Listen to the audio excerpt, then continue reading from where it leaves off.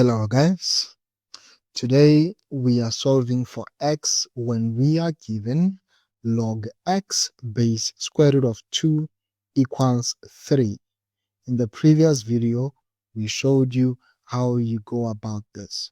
We will say when you have something like this, like for example log x base square root of 2, when you drop the log, this base will also be the base of the exponent.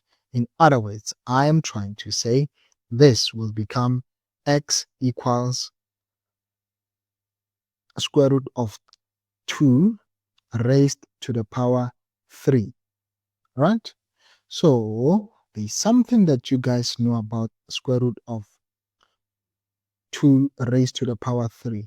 This will mean you are saying root 3, another square root of 2, times square root of 2, times square root of 2.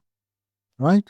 And when you look at this, you know that these two will become 2. Isn't it? These two will become 2. Therefore, we say x equals what? X equals 2 square root of 2. Alright?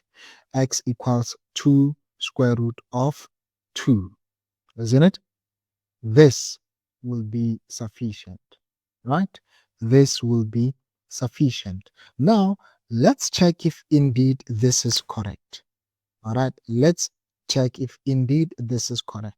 So, as a test, we are saying x equals 2 square root of 2, or rather we can say square root of 2 raised to the power 3. Then we will say the left hand side equals log, what is x? Do you prefer that we write it as 2 root 2 and then base square root of 2?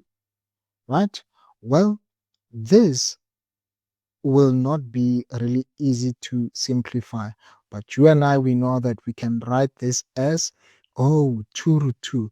We can basically say it is the same as saying, what is it? It is the same as saying, for example, bear with me, it is the same as saying square root log square root of 2 to the power 3 and then base square root of 2.